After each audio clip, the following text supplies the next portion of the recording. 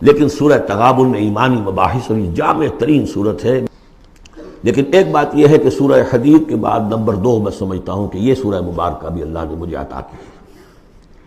اس کے اسرار و رموز، اس کا نظم اس قدر واضح اللہ کے فضل و کرم سے ہے، آپ بھی نوٹ کر لیجیے، اس میں صرف اشارات ہو سکتے ہیں۔ 2 رکوع ہیں، 10 آیتیں اور 8 آیتیں۔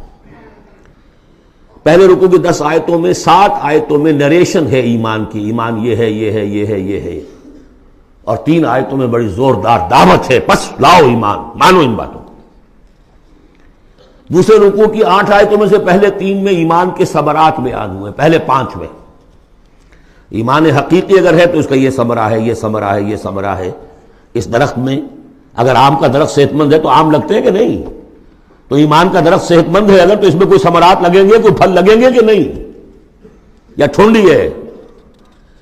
تو وہ درخت، وہ پھل کون سے ہیں؟ کچھ داخلی پھل ہیں جو انسان کے اندر کھلتے ہیں پھول، کوئی باہر ہیں جو ظاہر ہوتے ہیں، اور پھر آخر میں 3 آیتوں میں زوردار دعوت ہے کہ ان تقاضوں کو پورا کرو۔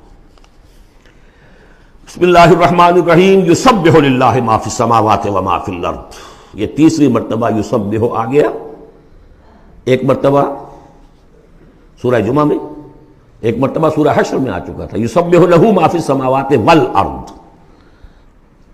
وما فی کے تکرار کے بغیر، دوسری مرتبہ سورہ جمعہ کے شروع میں، تیسری مرتبہ یہ تغابن۔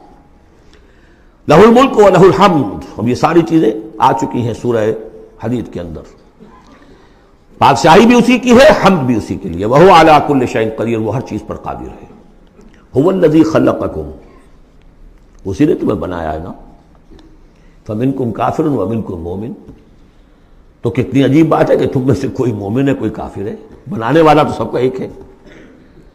سب کو مومن ہونا چاہیے، سب کو اس کا شکر گزار ہونا چاہیے، سب کو اس کے سامنے جھکنا چاہیے، لیکن واقعہ یہی ہے، هو الذی خلقکم، اس نے بنایا تم سب کو، فمنکم کافر ومنکم مومن، واللہ بما تعملون بصیر، اور جو کچھ تم کر رہے ہو اللہ دیکھ رہا ہے۔ اس میں بڑا ایک جو سمجھیے کہ بڑی دھمکی ہے، اللہ دیکھ رہا ہے، یعنی یہ کہ جو بھی اس کی مخلوق میں سے اس کا کفر کرے پھر اس کے ساتھ وہ نمٹے گا اس سے۔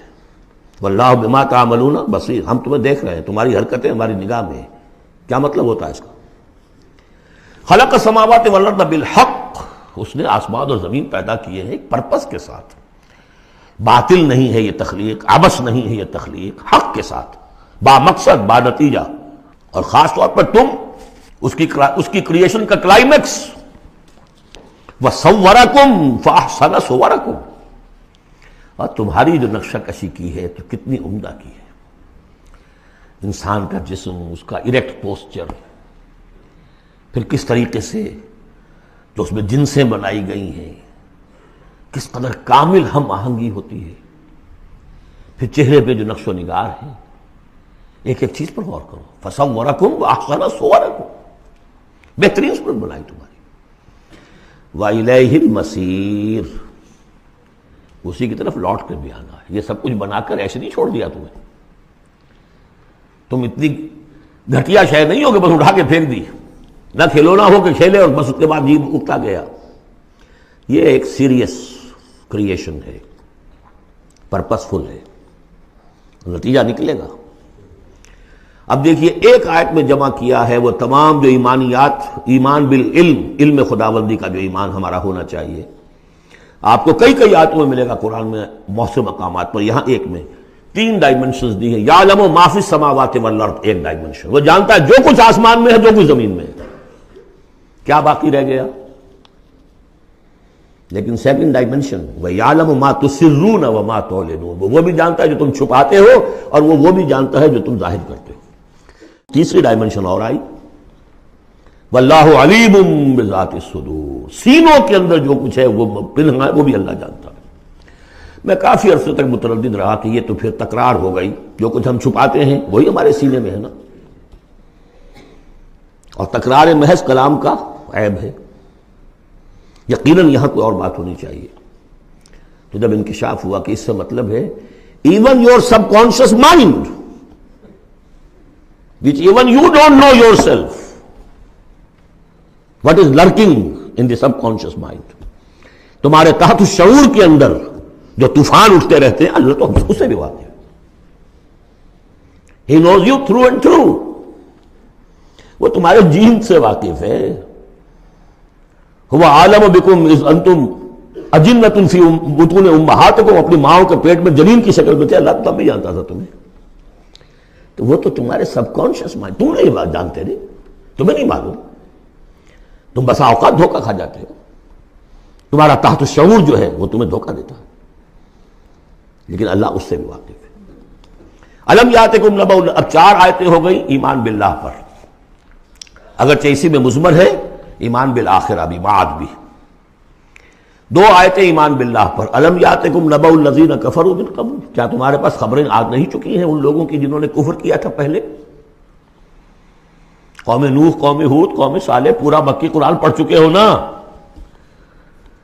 اب تو ہم نزول کے اعتبار سے بھی بات کہہ سکتے ہیں اور اب اپنے اس دورہ قرآن کے اعتبار سے بات کہہ سکتے ہیں، سارا مکی قرآن پڑھ ہی لیا تقریباً. الم یاتکم نبأ الذین کفروا من قبل، کیا آ نہیں چکی تمہارے پاس خبریں ان کی جنہوں نے کفر کیا تھا پہلے؟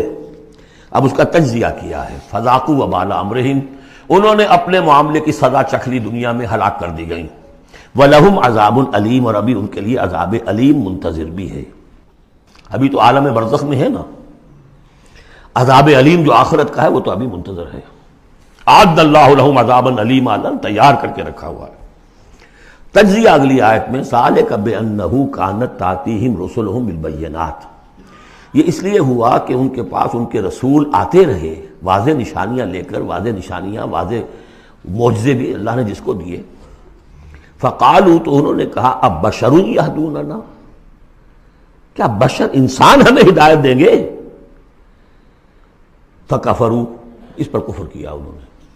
بتولوا، اور رخ پھیر لیا، گردن موڑ لی. واستغنى اللہ، اللہ بھی غنی ہے، اللہ تو غنی ہے ہی ہے. واللہ غنی حمید، اللہ غنی ہے، حمید ہے. اللہ نے بھی کہا دفع ہو جاؤ، جدھر جانا جاؤ. اب یہاں آیا بہت باریک نکتہ، شاید آپ کو بھی وہ برا لگے، اچھا نہ لگے. دیکھیے، ایک ہی بیماری ہوتی ہے، وہ کبھی کسی شکل میں ظہور کرتی ہے، کبھی کسی شکل میں ظہور کرتی ہے. وہی کینسر ہے، اس کی کسی جگہ کا جا کر کوئی سیکنڈری بنے گی تو اس کی کچھ اور شکل ہو جائے گی، کسی اور ٹیشو میں کسی اور جگہ جائے گی تو اور شکل ہو جائے گی. بیماری یہی ہے کہ جب رسول آتے تھے تو لوگوں نے کہا یہ تو بشر ہیں، رسول کیسے ہو سکتے ہیں؟ سمجھ میں آ رہا ہے نا؟ یہی بیماری آئی بعد میں، جس کو رسول مان لیا، یہ بشر کیسے ہو سکتے ہیں؟ کوئی فرق ہے اس میں؟ وہاں بشر سامنے تھا، ہاتھ پاؤں والا، اس کا بیٹا ہے، اس کا پوتا ہے، اس کا پڑ پوتا، ہم جانتے ہیں اس کو کون ہے، یہ وہی تو ہے نا. بشر سامنے تھا. بشریت کی بنا پر رسالت کا انکار، نبی کیسے ہو سکتا؟ اور جس نے نبی مان لیا، خدا بناؤ یا تو اس کو خدا کا بیٹا تو بناؤ کم سے کم، اور نہیں تو کم سے کم بشریت سے تو نکالو اس کو. ایک ہی مرض ہے، ایک ہی مرض ہے. آخر یہی کوئی تو وجہ ہے نا. قرآن کتنی دفعہ کہلواتا ہے، قل انما انا بشر مثلکم یوحی الی انما الہکم الہ واحد. آخری آیت ہے سورہ کہف کی. اے نبی کہیے، ڈنکے کی چوٹ کہیے کہ میں ایک بشر ہوں تمہاری طرح کا. ہاں وہی ہوئی ہے مجھ پر کہ تمہارا الہ تو ایک ہی ہے اور وہ الہ اللہ ہے. فمن کان یرجو لقاء ربہ فلیعمل عملا صالحا ولا یشرک بعبادۃ ربہ احدا. البتہ ایک دوسری انتہا بھی ہمارے ہاں ہے.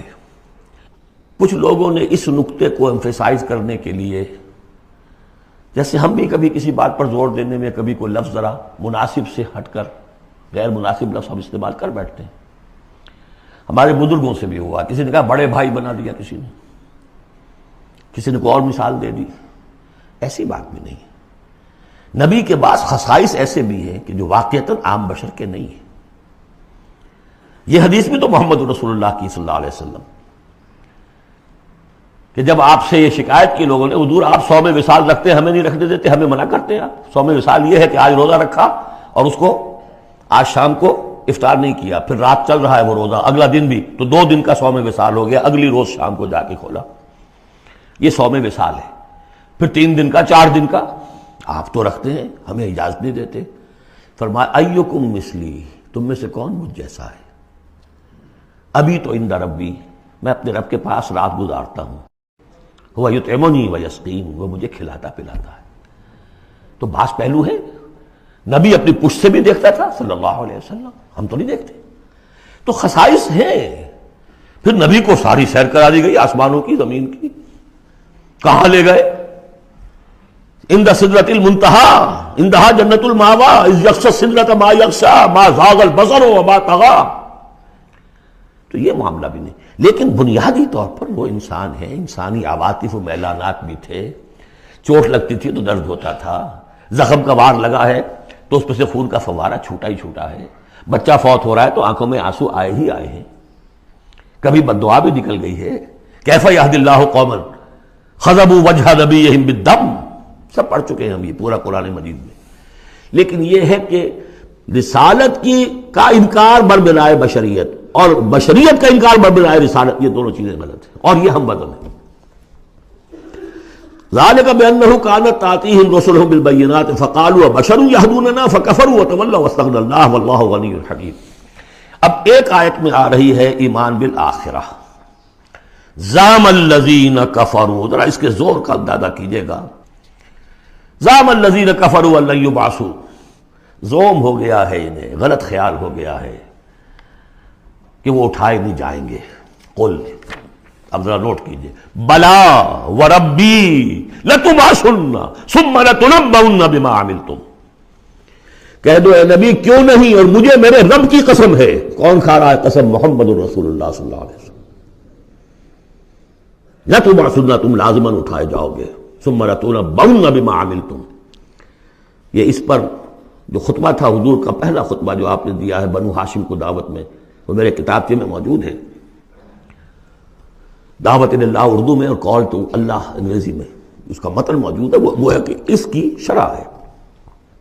واللہ لتموتن کما تنامون ثم لتبعثن کما تستيقظون ثم لتجزون بالاحسان واحسانا، واللہ لتموتن کما تنامون، خدا کی قسم تم سب مر جاؤ گے جیسے روزانہ رات کو سو جاتے ہو، ثم لتبعثن کما تستيقظون، جیسے روزانہ صبح کو بیدار ہو جاتے ہو ایسے اٹھا لیے جاؤ گے قیامت کے دن، ثم لتحسبن بما تعملون، پھر تمہارا حساب کتاب لیا جائے گا جو تم نے عمل کیا ہے، ثم لتجزون بالاحسان احسانا وبالسوء سوءا، پھر بدلہ ملے گا بھلائی کا بدلہ، برائی کا بدلہ، وانھا لجنۃ ابدا او لنار ابدا۔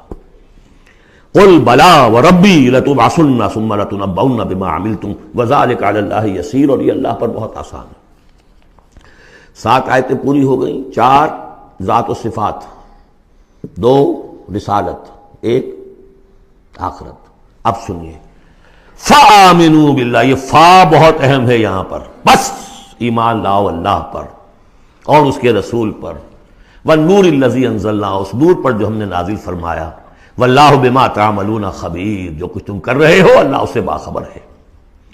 اب یہاں دیکھیے ریورس ہو جائے گا آرڈر، ریشو پروپورشن۔ اب یہاں ایک آیت میں اللہ اور اس کے رسول کا ذکر آ گیا،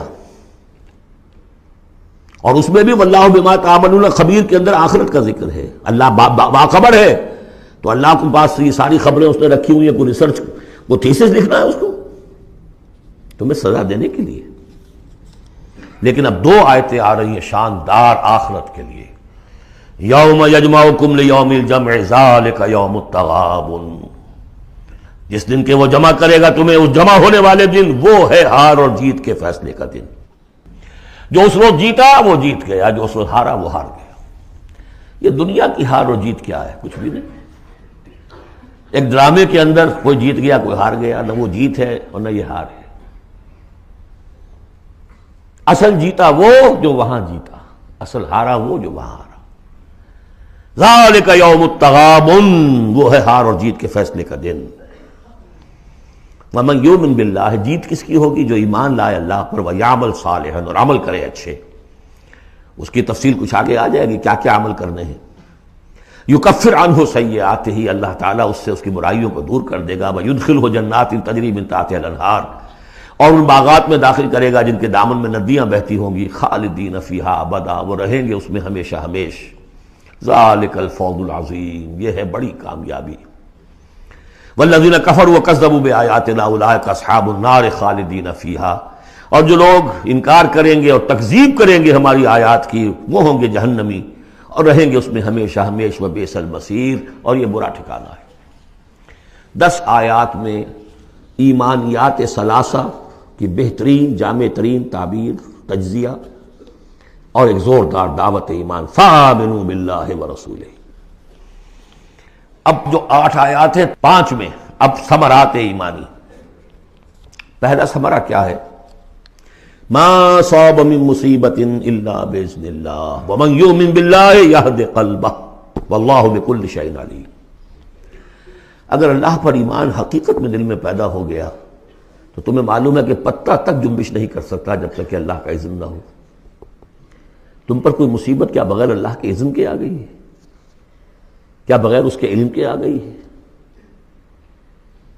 اور اگر اللہ کی اذن سے آئی ہے تو تمہارے ایمان کا تقاضا ہے کہ سمجھو کہ اس میں خیر ہی ہوگا، چاہے یہ مجھے اس وقت بری لگ رہی ہے، مجھے اچھی نہیں لگ رہی ہے، خیر ہوگا۔ عسیٰ ان تکرہوا شیئا وہو خیر لکم۔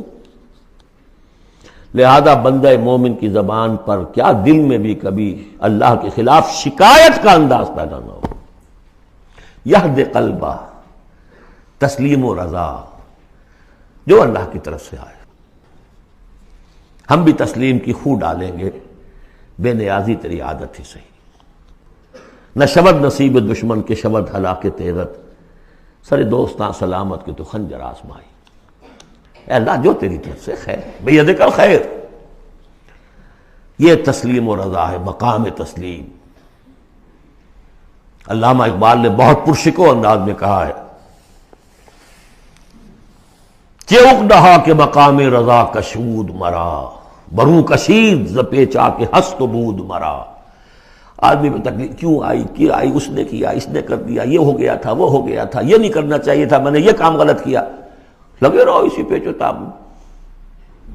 بندہ مومن کہتا ہے جو آیا میرے رب کے حکم سے آیا۔ کس کوئی بھی ذریعہ بن گیا ہو وہ ٹھیک ہے، اس کے بدلہ لیں وہ ٹھیک ہے، وہ قانون کا معاملہ ہے۔ وَلَكُمْ فِي الْقِصَاصِ حَيَاةٌ يَا أُولِي الْأَلْبَابِ، اللہ کے خلاف شکایت نہیں۔ برو کشید نہ پیچا کہ ہست و بود مرا، یہ ہے، یہ تھا، یہ کیوں ہو گیا، یہ کیسے ہو گیا، اس سارے چکر سے مجھے نکال لیا۔ کس چیز نے نکال لیا؟ کہ اقدہا کے مقام رضا کشود مرا، یہ مقام رضا نے کیسے کیسے میرے عقدے حل کر دی۔ اب میں تفصیل میں جا نہیں سکتا، اس پر میرے بڑے بڑے کیسز موجود۔ یہ بتا رہا میں بھول گیا ہوں آپ کو کہ وہ جو منتخب نصاب جس کا میں تذکرہ کرتا آیا ہوں، یہ ساری صورتیں ان میں داخل ہیں۔ یہ اس کا چوتھا حصہ جو تھا سورہ صف، سورہ جمعہ، سورہ تغابن، سورہ منافقون، اور یہ سورہ تغابن دوسرے حصے کی صورت ہے، یہ ایمان کی حقیقت پر۔ سورہ فاتحہ، سورہ آل عمران کی آخری آیات، سورہ نور کی آیات نور، اور پھر یہ تغابن۔ تو پہلا ہے نتیجہ تسلیم و رضا۔ دوسرا نتیجہ یہ تو اندر نکلا نا، دل کے اندر احساسات ہیں، یہ پھول اندر کھلتا ہے، باہر نظر نہیں آتا۔ باہر نظر آنے والا بڑا پھول کیا ہے؟ وَأَطِیعُوا اللَّهَ وَأَطِیعُوا الرَّسُولَ فَإِن تَوَلَّیْتُمْ فَإِنَّمَا عَلَىٰ رَسُولِنَا الْبَلَاغُ الْمُبِینُ۔ اطاعت کرو اللہ کی اور اطاعت کرو رسول کی، پھر اگر تم پیٹھ موڑ لو گے تو جان لو کہ ہمارے رسول پر سوائے صاف صاف پہنچا دینے کی کوئی ذمہ داری نہیں، باقی تمہیں خود جواب دہی کرنی پڑے گی۔ اس نے پہنچا دیا، اس نے حکم بتا دیا، اللہ کا یہ حکم ہے۔ وَأَحَلَّ اللَّهُ الْبَيْعَ وَحَرَّمَ الرِّبَا۔ تم پڑے رہو اپنے الجھنوں میں اور اشکالات میں، انما البیع مثل الربا، لیکن احل اللہ البیع وحرم الربا، اللہ نے حلال کیا ہے بیع کو، حرام کیا ربا کو۔ ہو آر یو، یہ ہو آر یو سے مجھے وہ شعر بھی یاد آ گیا ہے جو مقام تسلیم و رضا پر کہا ہے اکبر الہٰبادی نے۔ رضائے حق پہ راضی رہ، یہ حرف آرزو کیسا یوں ہو جائے۔ اچھا تم اللہ کو سکھا رہے ہو، یو وانٹ ٹو ٹیچ ہم آرزو، رضائے حق پہ راضی رہے، یہ حرف آرزو کیسا؟ خدا خالق، خدا مالک، خدا کا حکم تو کیسا؟ تو وہی who are you؟ اللہ نے فیصلہ کیا ہے یہ حرام ہے یہ حلال ہے. تم اللہ کو مانتے ہو کہ نہیں؟ نمبر 1. رسول کو مانتے ہو کہ نہیں؟ نمبر 2. قرآن کو مانتے ہو کہ نہیں؟ نمبر 3. پھر کوئی دلیل نہیں. نو آرگیومنٹس. either obey اور go away. تیسرا راستہ کوئی نہیں. وَأَطِيعُوا اللَّهَ وَأَطِيعُوا الرَّسُولَ فَإِن تَوَلَّيْتُمْ فَإِنَّمَا عَلَىٰ رَسُولِنَا الْبَلَاغُ الْمُبِينُ اللَّهُ لَا إِلَٰهَ إِلَّا هُوَ وَعَلَى اللَّهِ فَلْيَتَوَكَّلِ الْمُؤْمِنُونَ. پھر ایک پھول اندر جو کھلا ہے دل میں کھلے گا، ذہن میں کھلے گا، توکل. اللہ ہی وہ ہے کہ جس کے سوا کوئی الہ نہیں، اس کی مرضی کے بغیر کوئی چیز جنبش نہیں کر سکتی. تمہارے کیے کیا ہو جائے گا؟ کچھ نہیں ہوگا. تمہارا کام ہے اپنی سی محنت کر کے نتیجہ اللہ پر. سارے وسائل موجود ہو تب بھی یہ نہ سمجھنا کہ یہ کام میں کر سکتا ہوں. گاڑی ہے، آج ہی ٹیوننگ بھی کرائی ہے، اس کے ٹینک بھی فل ہے، سب کچھ ٹھیک ہے، میں صبح ضرور جاؤں گا. نہیں جا سکتے. جب بھی یہ کہو گے ایمان سے دور ہو گئے. وَلَا تَقُولَنَّ لِشَيْءٍ إِنِّي فَاعِلٌ ذَلِكَ غَدًا إِلَّا أَن يَشَاءَ اللَّهُ. کبھی مت کہنا کہ یہ کام میں کل ضرور کروں گا مگر انشاءاللہ کے ساتھ. اللہ چاہے گا تو ہوگا ورنہ نہیں. اور سارے تمہارے پاس وسائل ہیں، تم کہو گے فتح ہی فتح ہے اب تو وہ حال ہو جائے گا جو غزوہ حنین میں ہوا تھا. اذ اعجبتکم کثرتکم، 12,000 کی تعداد، اور ایسی بھگدڑ مچی کہ چند 100 آدمی رہ گئے. یہ بھی بڑی محنت کر کے سید سلیمان ندوی صاحب نے کھود کریٹ کے نکالے ہیں کہ 300-400 آدمی تھے. استاد نے جو لکھا ہے شبلی نے وہ تو یہ ہے کہ 30-40 مسلمان رہ گئے تھے صرف 12,000 میں سے. تیسرا یہ پھول ہو گیا اندر والا. اب چوتھا. بڑے خطرناک معاملات آ رہے ہیں، اب ذرا توجہ سے سنیے. یا ایھا الذین آمنوا ان من ازواجکم واولادکم عدوا لکم فاحذروہم. اے ایمان کے دعوے دارو، تمہاری بیویوں اور تمہاری اولاد میں سے تمہارے دشمن ہیں، ان سے اپنے آپ کو بچا کر رکھو. فاحذروہم، یہی ہم پڑھ چکے ہیں پہلے لفظ. حضور سے کہا گیا تھا ہم العدو فاحذرہم قاتلہم اللہ انا یؤفکون. بیوی کی محبت ہے، بیوی کی فرمائش یہ ہے. اب میاں صاحب جو ہیں کیا کریں، مجبوری. بچوں کو اچھے سے اچھا تعلیم دینی ہے، حلال سے نہیں ہوتی، حرام سے. گھر بار چھوڑو، ملک چھوڑو، جاؤ باہر. بوڑھے ماں باپ مر رہے، پانی دینے والا کوئی نہیں، اور ڈالر اور پیٹرول ڈالر کمانے کے لیے بیٹے گئے ہوئے باہر. کیا کریں؟ مکان بنانا ہے، یہ کرنا تھا، وہ شروع کی تھی، کوٹھی شروع کی تھی، وہ ابھی تک مکمل نہیں ہوئی ہے، وغیرہ وغیرہ. اور کہیں اگر اللہ نے توفیق دے دی ہے دین کی طرف بڑھنے کی اور کام کرنے کی، تو سب سے پہلے تو آڑے آتی ہے عام طور پر بیوی.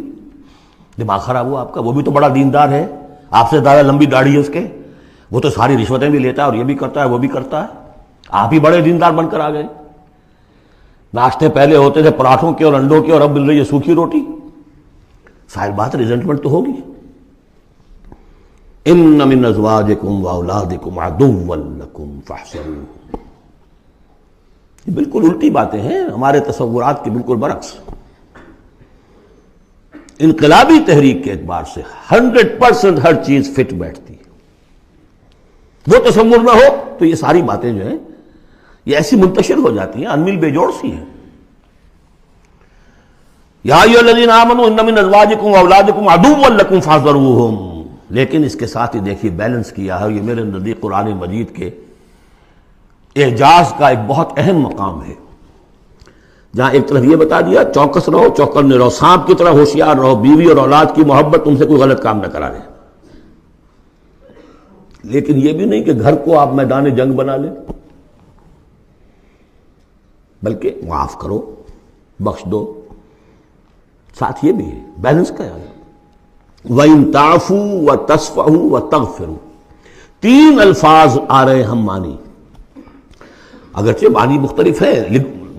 عفو کہتے ہیں کسی کو ڈھیل دینا. داڑھی کے لیے بھی آیا ہے حدیث میں اعفوا اللحى، داڑھیاں چھوڑو، داڑھیوں کو بڑھاؤ. عفو کے معنی ایک تو پکڑ لیا فوراً نہیں، چھوڑو، ڈھیل دو. تصفحوا، کبھی کبھی ایسا بھی ہو کہ کوئی غلطی ان کی دیکھی اور ذرا دیکھی اندیکھی کر دی، چہرہ اپنا پھیر لیا، اسے پتہ ہی نہ چلے کہ دیکھا ہے، ابا جان نے دیکھا ہے یا شوہر نے دیکھا ہے. کیونکہ ہر بات پر پکڑیں گے اگر آپ تو ضد بھی پیدا ہو جائے گی، کسی وقت جو ہے ایک نیگیٹو سائیکالوجی ڈیولپ ہو جائے گی. تغفروا بخش دینا، یعنی جیسے کہ مغفر جو ہے سر کو ڈھانپ لیتا ہے، ڈھانپ دینا ان کی غلطی کو. وَإِن تَعْفُوا وَتَصْفَحُوا وَتَغْفِرُوا فَإِنَّ اللَّهَ غَفُورٌ رَحِيمٌ، تو اللہ بھی تو غفور اور رحیم ہے نا. تم چاہتے ہو کہ نہیں؟ جیسے سورہ نور میں آیا تھا کہ اے ابو بکر تم نے اپنے اس بھانجے یا اپنے عزیز مستح کا جو ہے جو مدد کرتے تھے روک دیا ہے، کیا تم نہیں چاہتے کہ اللہ تمہیں معاف کرے؟ اگر تم چاہتے ہو اللہ تمہیں معاف کرے تم بھی اس کو معاف کرو. وَإِن تَعْفُوا وَتَصْفَحُوا وَتَغْفِرُوا فَإِنَّ اللَّهَ غَفُورٌ رَحِيمٌ. اب یہ آ گیا، دیکھیے پہلے ایک انڈیویجول، ایک مرد مومن، اس کی زندگی میں دو پھول اندر کھلے، ایک باہر والا پھول جو ہے وہ گوبھی کا پھول ہے بہت بڑا، اندر والا ہے تسلیم و رضا توکل، اور باہر والا جو ہے اطیعوا اللہ واطیعوا الرسول، وہ تو ظاہر بات ہے کہ پورے دین کے اوپر جو ہے وہ محیط ہو گیا جو بھی حکم ہے. لیکن اب اس کے بعد ایک فرد کے گرد سب سے پہلا حلقہ کیا ہے؟ اس کی اولاد، اس کا گھر. ان من ازواجکم واولادکم عدوا لکم، یہ تمہارا ایٹیچیوڈ ہونا چاہیے اپنے گھر میں. ایک طرف تو وہ جو طبعی محبتیں اللہ نے ڈالی ہوئی ہیں، کہیں وہ تم سے تمہاری منزل کھوٹی نہ کرا دیں، کہیں دین کے راستے پر بڑھنے سے رکاوٹ نہ بن جائے. ہوشیار رہو، فاحذروہم، ان سے بچو. لیکن ساتھ ہی ہے کہ گھر کی فضا کے اندر عفو، درگزر. دوسرا انما اموالکم واولادکم فتنہ، جان لو تمہارے مال اور تمہاری اولاد تمہارے لیے فتنہ ہے، اسی پر تو ہم آزما رہے ہیں تمہیں. زین للناس حب الشہوات من النساء والبنین والقناطیر المقنطرۃ من الذهب والفضة والخیل المسومۃ والانعام والحرث، یاد ہے کہ نہیں سورہ آل عمران کی آیت؟ اللہ نے یہ محبتیں ڈالی ہیں، کبھی تو امتحان ہے، آزمائش ہے. یہ محبتیں ہی نہ ہو تو سب کے سبھی اللہ کے بندے بن جائیں. دیکھنا تو یہی ہے کہ تم کس کس چیز کو، کس کس ریزسٹنس کو، کس کس ہرڈل کو عبور کر کے آ سکتے ہو ہمارے پاس. انہی پتھروں پہ ہو کر اگر آ سکو تو آؤ. میرے گھر کے راستے میں کوئی کہکشاں نہیں ہے. جنت جو ہے وہ بہت ناپسندیدہ چیزوں سے گھیر دی گئی ہے. تو یہ اموال اولاد یہ تمہارے لیے فتنہ ہے. جانچے جا رہے. اولاد کو کیا بنانے کی فکر کی تھی تم نے؟ بندہ مومن بنانے کی فکر کی تھی یا ایک پیسہ کمانے والی مشین بنانے کی فکر کی تھی؟ اور اچھی طرح جان لیجئے کسی شخص کے دل میں ایمان کتنا ہے اس کا اصل انڈیکس وہ یہ ہے کہ وہ اپنی اولاد کو کیا بنا رہا ہے. اس نے خود کتنا ہی بہروپ جو ہے وہ بنا بیٹھا ہو، بہت بڑا عالم دین اور مسند نشین اور بہت بڑا صوفی اور بہت بڑا مرشد، لیکن یہ دیکھیے اس نے اپنی اولاد کو کیا بنانے کی کوشش کی ہے. اس کا اصل جو باطن ہے وہ وہاں نظر آئے گا، ویلیوز جو اس کے اندر ہیں وہ وہاں نظر آئیں گے. اب آئی تیسری بات، انما اموالکم واولادکم فتنہ واللہ عندہ اجر عظیم، اللہ ہی کے پاس اجر عظیم ہے. اولاد سے بھی تم یہ نہ سمجھنا کہ تمہارے بڑھاپے کا سہارا بن جائے گا، یہ بھی کچھ پتہ نہیں. کیا پتہ یہی اولاد بڑھاپے میں ٹھوکریں بھی مارے. ٹھوکریں اگر پاؤں سے نہیں ماریں گے زبان سے ماریں گے، سینہ تان کر کھڑے ہو کر کہیں گے، باتیں کریں گے، ابا جان کیا آپ باتیں کرتے ہیں، دقیانوسی باتیں آپ کرتے ہیں، زمانہ بدل گیا، آپ کو کیا معلوم. لیکن اب آ رہا خلاصہ، فاتقوا اللہ ما استطعتم واسمعوا واطیعوا وانفقوا خیرا لانفسکم. اللہ کا تقوی اختیار حد امکان تک، اور سنو اور اطاعت کرو، سنو اور اطاعت کرو. اطیعوا الرسول تو پہلے آ چکا تھا، یہاں یہ کیوں کہا گیا سوچا کبھی آپ نے؟ اس لیے کہ رسول کی اطاعت، رسول کے زمانے میں رسول کے امیر جس کو مقرر کیا اس کی اطاعت بھی تھی کہ نہیں؟ من اطاعنی فقد اطاع اللہ ومن عصانی فقد عصی اللہ ومن اطاع امیری فقد اطاعنی ومن عصی امیری فقد عصانی. غزوہ احد میں اصل جو معصیت ہوئی تھی، نافرمانی ہوئی تھی، وہ کمانڈر کی ہوئی تھی، جہاں سے کہ تیر انداز ان کے حکم کے باوجود، روکنے کے باوجود چلے گئے تھے. کیسے سزا دی اللہ نے. پھر حضور کے زمانے میں تو حضور تھے، آئندہ کون ہوں گے؟ کوئی اللہ کا بندہ ہوگا جو پھر کھڑا ہو، من انصاری اللہ، جو دین کا ہی کام کرنے کے لیے داعی کھڑے ہوئے ہیں، دعوتیں ہیں. حسن بننا شہید کھڑے ہوئے، مولانا مودودی کھڑے ہوئے، مولانا الیاس صاحب کھڑے ہوئے، پچھلی صدیوں میں سید احمد بریلوی کھڑے ہوئے. لوگ کھڑے ہوتے رہیں گے. من انصاری اللہ، کون ہے جو میرے ساتھ ہاتھ بٹائے. اب آپ دیکھیے اس زمانے میں کون ہے؟ قبول کیجئے فاسمعوا واطیعوا، پھر اس کا حکم سنیے اور مانیے. ڈسپلن پارٹی، ورنہ کیا ہوگا؟ کچھ بھی نہیں. عید آزاداں شکوہ ملک و دین اور عید محکومہ ہجوم مومنین. یہ 30 لاکھ کا ہجوم مومنین ہے جو حج میں ہوتا ہے. اگر یہ جماعت ایک ہوتی کسی ایک امیر کے نیچے 30 لاکھ کی، ایک امیر،